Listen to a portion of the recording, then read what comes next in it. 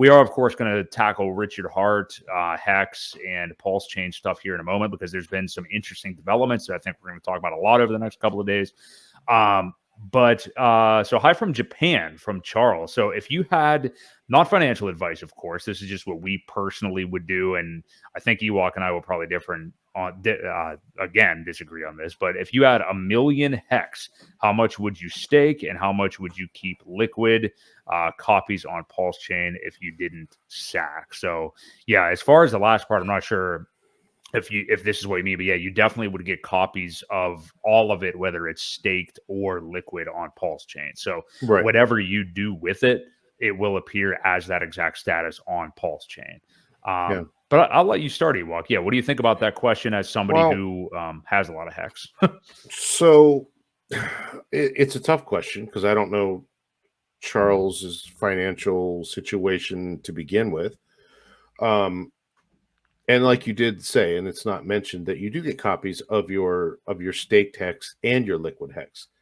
So it really would depend on, what's your plan. Do you want to acquire some? You say you didn't sacrifice. So I'm assuming that means you do want to get involved in some PulseChain. Man, without time frames, how long are you going to be in the market? Are you 70 years old and maybe don't feel that you have a 15-year time horizon? There's a lot of options or a lot of things that could really play into this. But as a generalized situation, I would probably say, I don't know, 70%.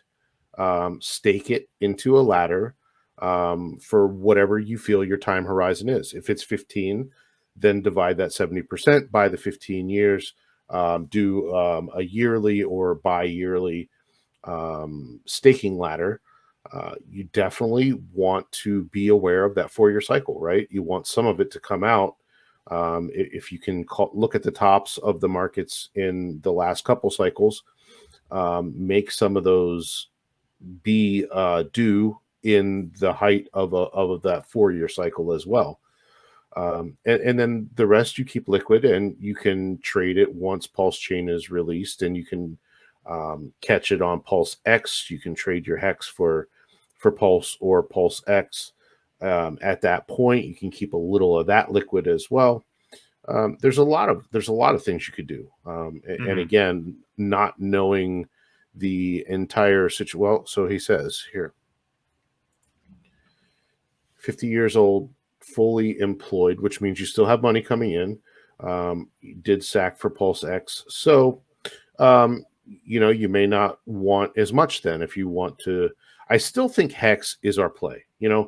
Hex is still the golden goose. PulseChain was created basically to solve the gas fees, right? A lot of people have speculated that the gas fees could end up being a full Ethereum to end a 15-year stake, which is kind of scary because what if it is at $10,000 at that point? In 15 years, 20. I mean, it could 10, be a lot higher. We might be laughing at 10. Yeah, right. I mean, we can't see the future, but it could be crazy high, crazy expensive, and I think a good thing to think about. Well, hell, at PulseChain could be by then even at the point where Ethereum is now, or past it. Depending on growth and scaling models and how things play out. But we could be on our second PulseChain. We could have to fork PulseChain to keep those gas fees down. So yeah, there's a lot that goes into it. But I hope that gave you a couple ideas at least on some different strategies.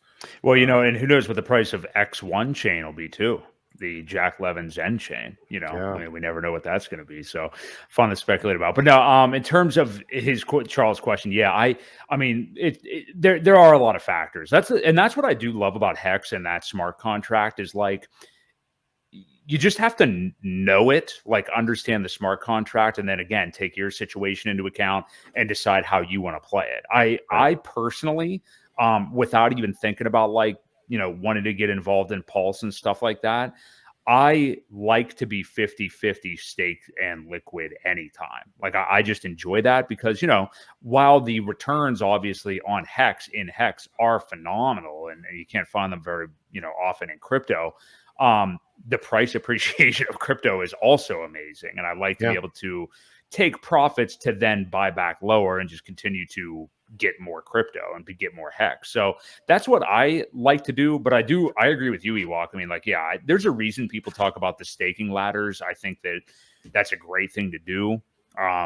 And I've just kind of built mine out over time from, it was like one stake a year for 15 years. And then when I had more Hex, I put another one each year, and then I put a third one each year. And basically I'm like one a quarter basically. But that whole thing you brought up about like taking the 4-year cycles into account is interesting. And I have incorporated it, and I've thought about it and have some juicy ones that I set up for when I think we would be at the, fever pitch of a bull market. But we also don't know that. Like, we also don't know when will these extend a little bit. And when you're forecasting out to like 2036 and stuff, it's like, well, I mean, I think that'll be a bull market. But yeah, I'm with you. I mean, might as well try to do that. But I'm just a fan of like getting them in there every single year since we don't necessarily know what's coming. But right. And if you do it that way, you can always restake it. If things are low at that point, no one says you have to take profits at that point. You can restake the whole damn thing.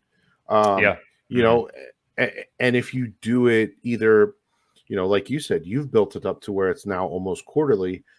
So you're going to catch something pretty close to a high, or, you're going to have a period of several months or several ones that do come out when times are good. So you will be able to peel some of that off and, take profit on the yield that you've made, and then keep setting them out. I mean, ideally that's the idea, right? Is to have a perpetual machine that just keeps producing yield for you trustlessly, month after month, or quarter after quarter, or however you want to do it.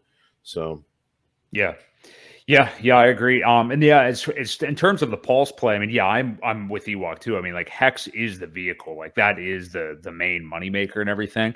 But yeah, anytime you can get in on a fair launch, obviously the sacrifice was getting in on the fair launch to get free valueless tokens anyway. But in terms of if you haven't gotten any pulse yet, yeah, that's why you want to have that Hex now, because you're going to get that P Hex copy. And then if you want to trade out a certain part of that bag and convert it into pulse, you can do that too. And, Ewok, I don't want to go, we're going further on this than I discussion to have, is because, we're seeing a lot of things kind of launch here towards the end of this bear market in crypto. And I mentioned like Optimism earlier. There's like Aptos, like all these new things that people may have gotten airdropped and stuff. And you see how quickly these prices can run or plummet or whatever it may be.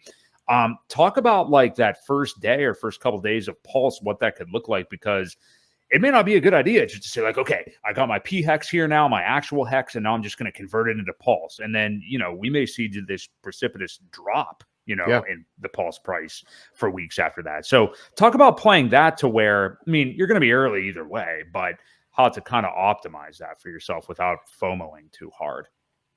Well, first, Charles, thanks for the super chat. Appreciate it. Oh, thanks, pal. Yeah, thanks for the feedback. Should be interesting for sure. So when Pulse launches, it's hard to say. Like, I know people have been waiting and waiting and waiting for this thing to happen, and there are people that probably over leverage themselves considerably, who I believe will probably sell right out of the gate as soon as we get a price feed. It could be 24, 48 hours until that whole bridge comes into effect, right? Because that's what it's going to take to get an actual dollar amount rather than just the ratios. So I think during that time, we're going to see a lot of crazy movements with ratios, and people are going to get probably burned on that. So I don't recommend that unless you really are good at math and know what you're doing. And then we're probably going to see a sell-off. I think there are people who are going to be taking profits or even maybe losses because, like I said, They probably overextended themselves on the sacrifice, thinking that this would happen a lot sooner.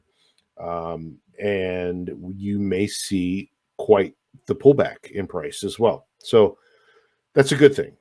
Hex did the same thing. We had that massive pullback at the beginning.